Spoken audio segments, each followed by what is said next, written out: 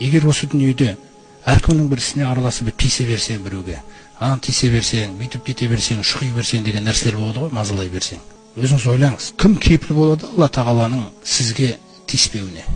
Егер де сіз қаласаңыз, қиямет күні Алла Тағаланың сізге тиіспеуіне, онда сіз бұл дүниеде ешкімге тиіспеңіз. Солай. Ешкімге, мынауың немене, анауың нетіп алсашы, мынауың сөйтіп алсашы дегенде андай көбінесе өзі ұрысқақтық өмір өзі сол ғой. Егер де қиямет күні Алла Тағала маған тиіспесе екен десеңіз, ешкімге тиісе бермеңіз. Қашан біз тиісеміз, құрметті жамағат? Тиіскенде бір жаман адам болып тиіспейміз біз кейде. Біз правильный адам болып тиісеміз. Өте правильный болмаңыз. Өте правильный өзіңіз үшін болыңыз да. Бірақ біреу үшін болмаңыз. Мысалы, бүгін бір ораза ұстасаң, неге ұстамайсың деп айтпаң, қатты мазалай берме адамға. Өйткені өзіңдікін Алла үшін ұстамаған сияқты жібересің.